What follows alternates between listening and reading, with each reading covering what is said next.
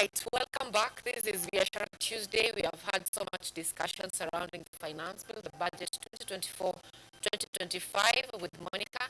And right now, I'm joined by two able gentlemen here in studio.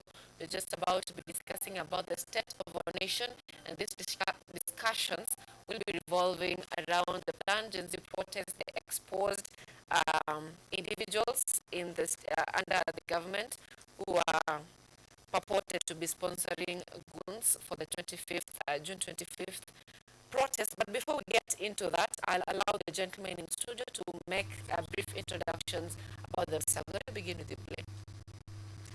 Good morning. My name is Glenn Kanani Kikundi. I'm the CUSA president, and we are very ready for Wednesday. Very ready for Wednesday. Good morning, everyone, my viewers and everybody. My name is Kimani Medamo. I'm a storm that is unshaken by the power of poor leadership.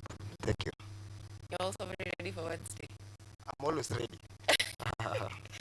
That's a very good statement. Yeah. All right. Now, this morning, if we look at the dailies, if we will be taking a look at two dailies, and I'll just make a brief read. That is the Standard and the Daily Nation. Let's begin with the Standard. Kenya's bold newspaper, they say.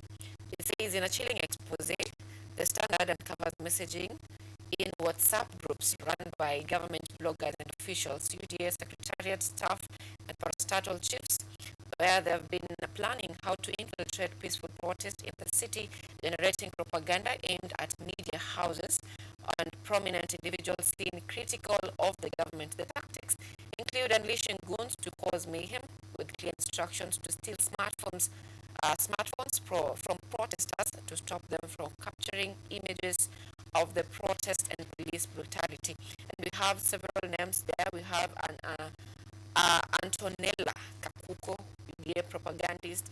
We have Calvin Oko, popularly known as Gosho, political mobilizer. We have John Peter Kamau, UDA propagandist. We have William Kamket, who is a TRT member of parliament. We have Elizabeth Waitira, who is popularly known as Liz Wasakaja, also a political mobilizer. And we have several messages from their WhatsApp group chats and to their Twitter messages where they're saying that hiyo haraka ya kuenda sayuni sijui umetoa wapi, lakini Waswahili husema mtoto akililia wembe mpe. That is a message by Antonella that is on her Twitter page. And also, if we look at the Daily Nation, we have the biggest headline they have there is the warmongers, and we have three persons given there, and it says that some of President William Ruto's allies have sent a chilling warning to Gen Zs, civil society activists, and opposition politicians planning to take part in countrywide protests tomorrow to mark the first anniversary of the 25th 2024 historic invasion of Parliament. And they say that this regrettable statement, apart from stoking public anger, let me just read the statement so that tujue why is it that wanasema it's bringing anger. We have David Ndi, chairperson of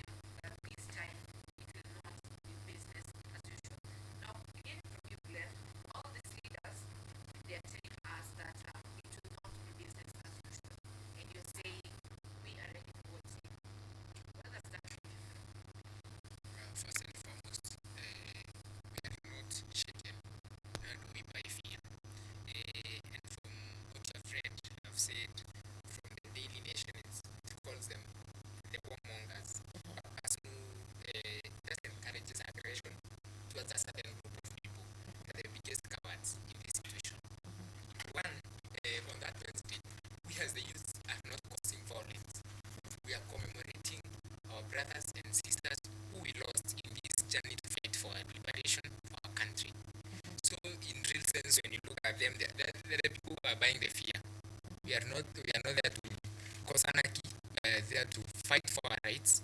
We are there to say this is wrong. We are there to tell them they have neglected their duties. They are very incompetent. And as Kibaki once said, that nobody is a child of another.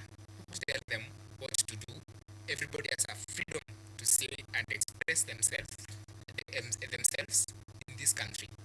I think. All right, Dennis, how does this make you feel? Does not change me. It does not shake me. It makes me want to wake up tomorrow morning and go to the streets because I'm never ever ready to buy fear. I'm already broke. How can I buy fear? Either way, some of the people who are here, they are useless. Who is Gaucho? Who knows Gaucho? Who cares about Gaucho? He's just somebody who is happy to go into Raila Odinga's helicopter. Juzi alikuwa Zanzibar. What has he brought back even for himself? Nothing. When you hear what this woman is saying, he's a disgrace to women because he cannot be telling children of women that tomorrow you're going to die. Why are we going to die? As we are peaceful, we have no weapons.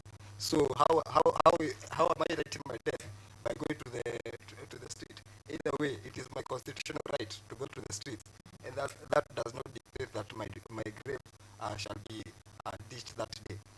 So this morning I want to say that we are ready. We are ready to go and commemorate our heroes. They died on the street, and it was the mistake of the police to kill those people because some of the people that we are going to remember tomorrow, they were shot from the behind. Even in football, you cannot tackle anyone from behind. Go in front, shoot him, because that shows that there is something that is in between you and him. But you cannot shoot from behind. And this is a show even in the Blood Parliament documentary. We saw a whole KDF, Kenya Defense Forces, shooting somebody who was running out of parliament. We are not going to be afraid and tomorrow we're in the streets. Yeah. There is the aspect of being ready to fight for your rights. There's also this aspect that is often brought up of protected properties or amenities of the government. And these areas, because they're protected, that means no one is allowed to get into it unless, you are legally going to be in those areas. And it's our constitution that says so. Sorry. So there is a desire or a plan to march to State House. Do you think that this is being overambitious of fighting for the rights of Kenyans? We are, thank you again. The youth of Kenya are not ambitious by saying they are going to march to State House. When you remember the current president, as well as the deputy president, is the person who was talking about the system, state capture, oppression, extrajudicial killings. We are the citizens of this country. We are the people who gave him that power to be in that State House. We are the people, on the other hand, are going to tell him what he is doing is not right and remind him of what he is doing. He is killing, his government is killing the dreams of very many youths in many aspects. We are not going to cause anarchy. And during the last Mandamano, it is the government and its clowns like the Nairobi governor who paid goons to come and destroy the peaceful Mandamanos. Comrades are always peaceful. Yes. All right. Now, still on the same, let me call this, I don't know if it's rumors or if it's true. You're going to clarify this for us. Do you think, or you are quoted for saying that there are other ways that can be used to solve this problem rather than going to the street? If that is your statement, how so? And if it's not your statement, do you think there are other ways that we can solve this problem without probably going to the streets? Thank you very much again. That is a situation that came up yesterday, and it has been brought forth by some of my political opponents in the university who their political careers are dying. Number one, the only way that you can talk to this rogue government is through demonstration. We cannot have a dialogue with the government, yet they are killing us. How can you have a dialogue with David D, who is saying have a photo shoot of your eulogy. That's not right. How can you have a dialogue with William Kamket who is saying that Tokia Mtona, the youths of Pokot, yes, Silvana Sosoro, these are the people that we can't have dialogue with. As comrades, we reject the dialogue of the government. That is my official communication and my official statements. Yeah. And do you think there are other ways that we can resolve this without going to the streets? Streets are the only way we can resolve this. There's no any other way that you can have a conversation with a government that is full of incompetent people, full of people who have neglected their duties. If this is a government that could be responsible and come out and commemorate with us, what we are saying, come out on this Wednesday and make it even a public holiday. The youth of this country this time have done a great job. This is not a generation like our older parents who are there during the Moise era, who are very afraid, wanatutisha, lakini si tumesema Wednesday sisi tuko. Yes. All right. Now, Dennis, from where you see, do you think there are other alternatives that as young people we can use other than going to the streets? Thank you again. The same way the president has said, I will tell you one thing. And I started by saying, I am a storm that is unshaken by the power of impunity. When you go to page 13 of the Standard, Moite urges court to jail Ruto, top officials for IBC Gazette defiance. Let me tell you one thing. The criminal and the highest and the biggest criminal in Kenya is William Ruto. And that is nothing that we are going to say anything. We know William Ruto is the biggest criminal. And tomorrow we are going to remove his government. Why? On the national page, the Standard page, this is page 7.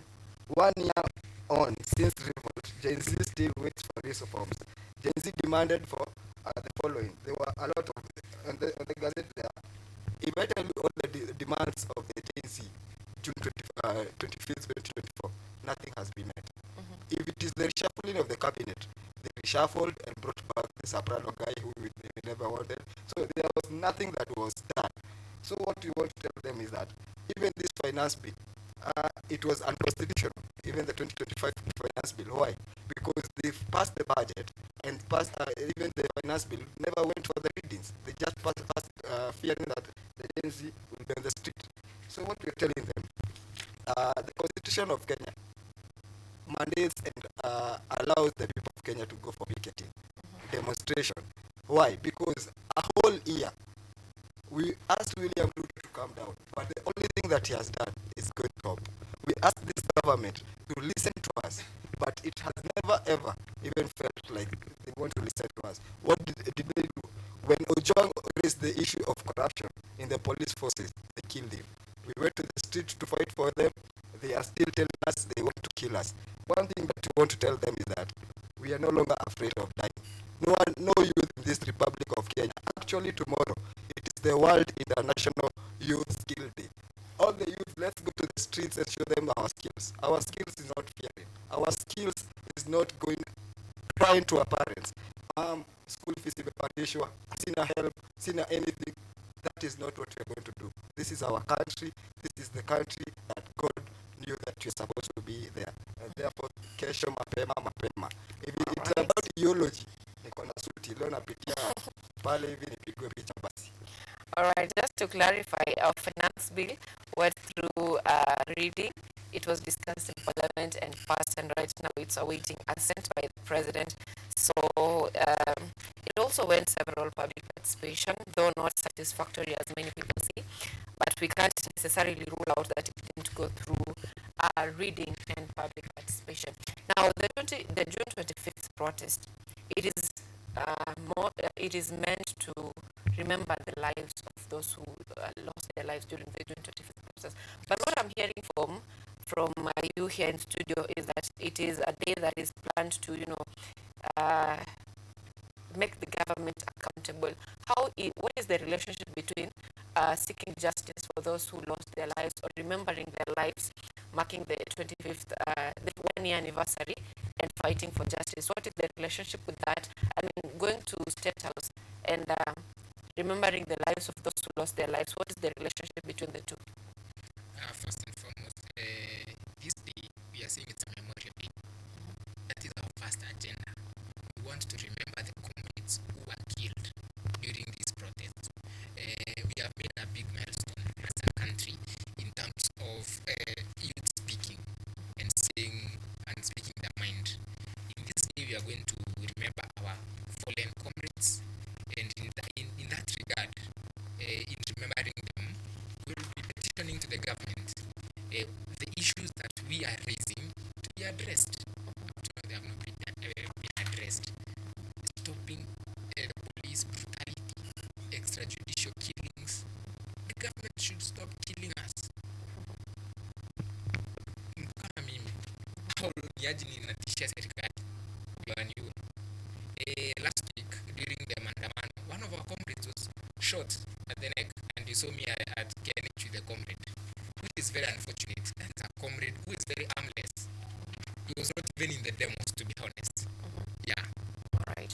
So you've not yet given me the relationship between the two, because if we are supposed to remember those, don't you think it's good to give it a chance for that? Because if we say that we are going, if we say that the youths will be also going to State House, that means they'll be going to a protected area, and that means it's like inciting violence, because there's no one who goes to a protected area and comes out without violence coming out of it. So are we doing a double speak where we are talking about peace, and then at the same time we are giving agendas that will definitely incite violence?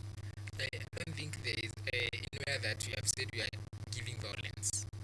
People have visited State House many times. Yes, this is not the first time. Myself, I've visited State House 4 times. Was I causing violence?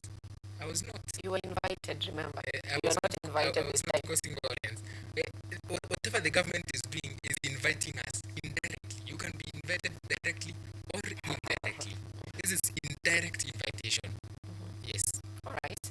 Now, Dennis, there are consequences to invading, protected areas. And if anyone, this is, in as much as we may want to disagree with this, if anyone is shot forcing their way into into the State House, that case haitaenda mahali, so to say. Do you know that shift is unconstitutional? Even the court has said money should not be deducted from shift because it is unconstitutional. So let me pose a question. How many people will die because of not getting services in the hospital? So a lot of people will die. And therefore, what I'm saying, we are going to breach State House. Resources zote huko. And one thing I want to say today, the army is in charge of the country, and we are not afraid of the army. Why? Because the army are our good brothers. They will come, escort us to State House, tell us not to touch anything. But what I'm telling Kenyans today, I am a student of mathematics. There's something that we call zero differentiation. We cannot go to State House and come back not doing anything. That is not work. So we have to go at least preach parliament, bring down the flag of this government, and then we raise the flag of the army, and therefore from there Kenya will be as sweet as possible. But to answer your question is that we are not going there to sugarcoat or soothe the government. We are going there to ask for rights. These are rights that we have asked for 1 year. We have asked for people who are in caught in communicado to be released. We have asked people who are in enforced disappearances to be brought back to their parents. We have asked the government to stop abducting us. It is abducting people every single day. We have asked the government stop extrajudicial killings. If you look at the documentation, the report of 2024 of the our social justice, the report, the extrajudicial killings have gone up. Is it true, Mr. President? They have gone up. Just the other day, we saw a comrade shot on the head from a near police. I wish it was a stray bullet. We could be okay. We cannot be in a country where we are seeing policemen shooting citizens in close range. And hapo tukisema hivyo, there is an Al-Shabaab that is being looked for. Wamempata. There is even an attack of $10 million, true of us, to get the Al-Shabaab. Why are the police engaging themselves in the wrong businesses? And that's why we are asking the army, tafadhali army, tomorrow morning make every policeman a Kenyan citizen. The only people who want to take care of the streets, it's the army.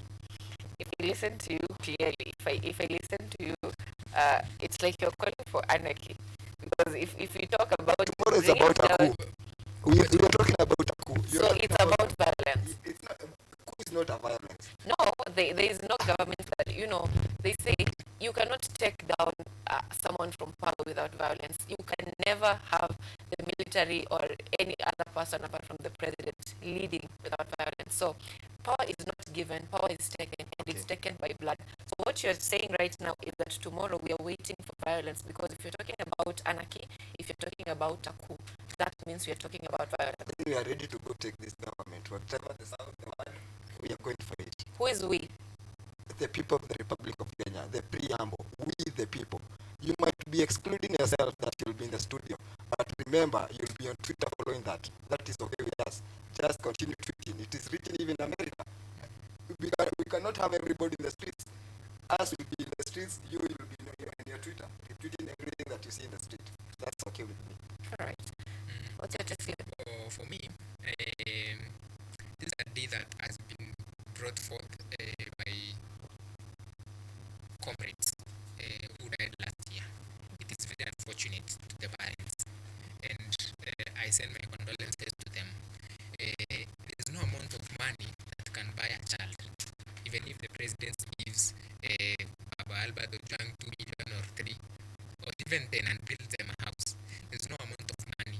It is so painful for those families whose children have died. You remember, I was in the streets during the day that Rex Masai died near Parliament, and it is very unfortunate. What we are telling the government as of today is, let's be in a situation where you don't abduct us. You stop extrajudicial killings. You stop corruption. You do your work, and you not see us on the streets. But the moment you abscond your duties, then the people will speak. That's when there will be demonstrations, and they use that very peaceful. And I foresee a situation where tomorrow the government will hire goods, and they have said it, that they will be hiring goods. They will be in civilian, and they will try to blackmail us and say these are the citizens who are very violent. They are not peaceful. Now they'll start killing us. That is the situation that happens. President, the good thing about the goods, hawatakula ni watu wenye uko na fimbo na unaachilia fimbo unakimbia. So we are not afraid of the goods, and also we put this on notice for all the business people in the city. Please remove your property. If you sell iPhones, just take out the iPhones, zipeleke home to stop the thieving, because you will tell people they will steal. That is something. If you allow William Ruto to steal, why are you not allowing the peasant to steal? Either way, what we are telling people, we are not going back. We have to reach State House tomorrow. Yes. All right, those are your words, not the words of Kenyatta University Television. We released that. And by then, State House is not as protected as you think. It may not be as protected as we think, but here we are looking at the legal aspects of it, the constitutional aspect of it, what is right to be done. And before we get out of this conversation and get into other conversations that are affecting us on the state of the nation here on Newspaper Review, I'll ask for your remarks on what is it that is driving this, I don't want to call it desperate because it's not desperate. What is this that is driving the selfless, you feel like I need to go, hata kama nitakufa, let me die? From the previous protests that we have seen, we've seen watu wameandamana, people have lost their lives. Kuna wale ambao bado wana uchungu, kuna wale ambao they still have bullets. Kuna wale their legs, arms have been amputated. And still, we have not seen change. So what makes you think that tomorrow's protest will bring change? And if so, how? Okay. Thank you very much again. And tomorrow we are not protesting for a lot. Tomorrow we are commemorating. It's a memorial day. And we would also ask the government to make it a public holiday. And to all the comrades who are listening to us and who are watching us, we would like to petition to you. Tomorrow let's comrade for a comrade. And that is the biggest motivation. We as the comrades we are brothers and sisters. We are very sympathetic and empathetic with at the families of those who lost their loved ones. It might be me. I was in those demos. What if I died? Yes, we are just walking deads. If that is the situation that is in our country, that somebody can be killed at any point. And also we want to ask our government of the day, abductions are not the way to go. We are the citizens of this country. If you abduct us and kill us, who will you lead? Who will you lead? We'll have nobody to lead. So on Wednesday, tomorrow, we are on as the comrades of this nation to commemorate our brothers. So you're keen on commemorating your brothers. Yeah. Dennis, what is really driving you to think that tomorrow you're going to breach the state house? And if so, why have you not considered other ways? Because so far you're saying protests are not working. I have always considered other ways before I go to streets. That's why this morning I'm in this television, at least to convey my message. Maybe one of the government people might listen to me, might go down. But I am not ready to live on my knees when this kind of Kenyans can talk this way. If you can listen to a legislator telling people to go fast right to their eulogy, take a photo before you go to the street. Their mentality is to kill us. But we are not going to relate. We are still going to the street. So what takes me to the street? And I wrote this on my X, June 24th last year. I said that we went to school. We are eager to bring change to this country because we went to school, we are learned, and our fearness, what we fear most is to die poor and to die young. That is the only thing that we fear. But you see, this country has become a country where who is who society. If you're in the lineage of these powerful people, politicians, you get a job before someone who has a master's, someone who has no godfather. They will stay with their, and those are the people who are allowed in the street. Like tomorrow, it's not just Mandamano at Jay-Z. I feel like I thought the doctors have already said they will be on the street tomorrow. The teachers have said they will be on the street tomorrow. So there's nothing that is going on in Kenya right. That is something that you're supposed to agree. That is something that is taking us. Hakuna kitu yenye inaendelea mzuri Kenya. If it is low cost of living, how much is unga? They are trying to bring propaganda and a lot of PR on X that unga is 92. Is it true? Unga is almost 200 shillings, right? So why are they buying us propagandas? Actually, we are young parents. We have children. Mimi nanuaga unga. It is not less than 200 shillings. It's not. So what is taking me to the street is that I feel cheated. I feel I put my expectation on somebody who never or even cares about anybody. Yeah.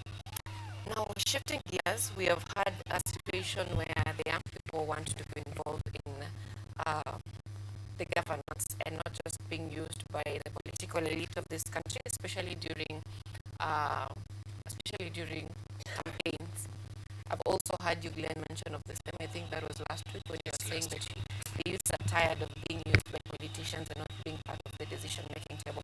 So, from where you sit, Glenn, how do you think you should be involved in decision-making? Because right now, if we look at our geopolitical nature, if we look at the world right now, the Iran government is fighting Israel, US is joining it, and it's a war that is escalating.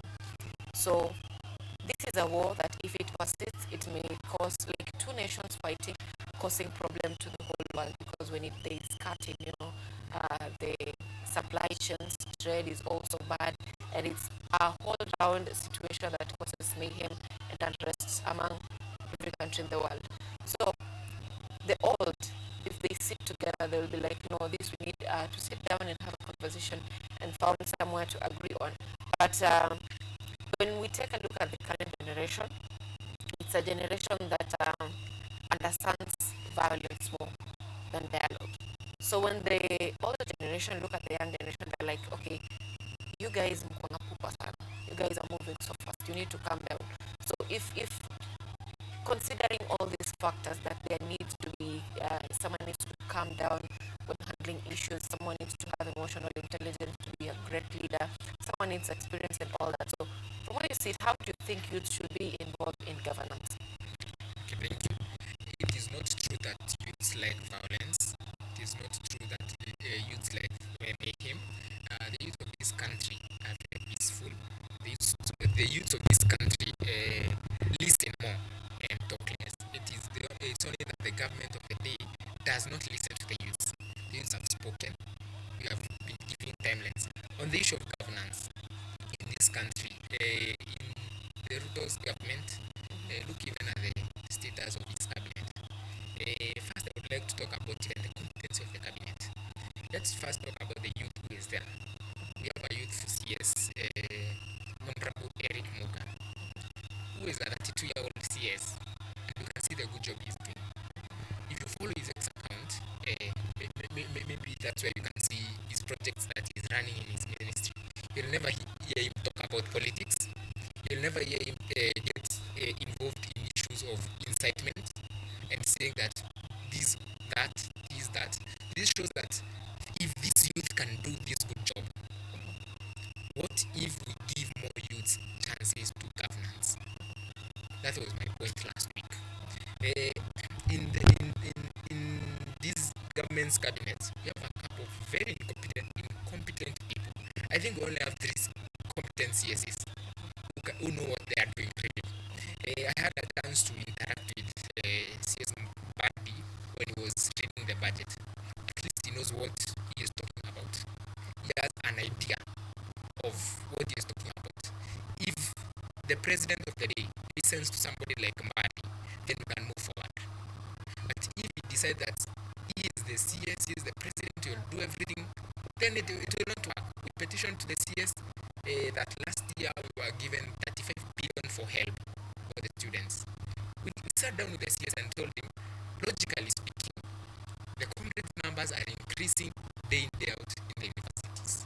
If you allocate this amount of money that you allocated last year, we will have a crisis that some of them will not receive help. And the CS increased the budget to 41 billion. And if we have such conversations, it was not on the streets that we communicated with the CS. We were a council of presidents who went to his office and petitioned that to him. We didn't cause violence in his office. We didn't beat him. What did we do? We just had a conversation. And that is the situation. So the government of the day should give the youth more chances. If they feel that these people are talking so much, let them pick a youthful person, give them a job. The ICT position they can't give it to the CS of the day. For ICT, People are being promoted to incompetence. yeah, that is the situation. Yes, look at Rwanda, the CS for ICT, a very young person. The people who are equipped with AI knowledge. That is where we are today. All right. Yeah, thank you. Okay, so from where you sit, Dennis, how do you think the youths can be involved in governance? One thing, I'm a planner by profession. I am a believer of public participation and inclusive leadership. I feel that, and I've said this on this platform, we need a public participation commission, because the only way to involve people is to allow them to bring their sentiments. About thinking about youth are talkative. It's true, we are talking because something is aching us. We cannot give a government a whole year to think about what made parliament to be preached. And after 1 year, the things are worse and worse and worse. So I feel youth are more than 50%. And the only thing that is aching Kenya youth is financial poverty. People are doing a lot of things with less on the table. Wages are turning into hand to mouth. Nobody has any extra coin even to buy yourself a good shoe, buy yourself a car. Nobody have anything. But what is making Kenyan youth feel bad?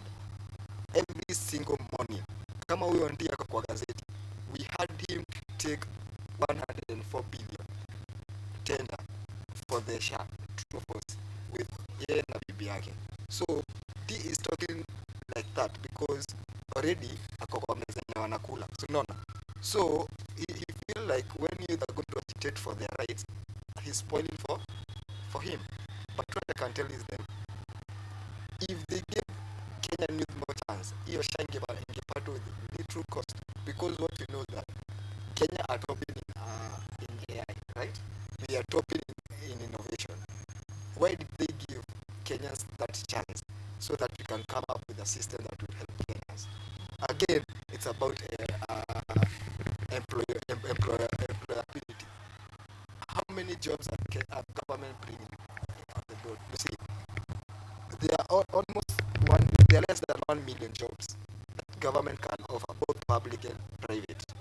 Why don't we come up with unskilled labor, as in manufacturing, light industries, where people can go engage themselves and have a living? That is what is making us.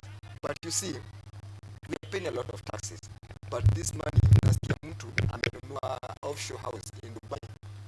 This is money that they have stolen from our economy. That is what is making us feel like we don't belong anymore to this country. You can imagine, we were talking about a hustler. If I may ask this to you this morning, and all my presenters, to listen this carefully, who is a hustler? Hustler is somebody who sells stuff on seasons. When it is raining, what people need is gumboots and umbrella. President. When it is sunny, people need ice cream. When it is COVID season, people need barakoa, mask. When it is protest, people need a mask. But last week we saw a person selling mask being dropped down. You want to tell me that police had no literacy to know that this person is a hustler?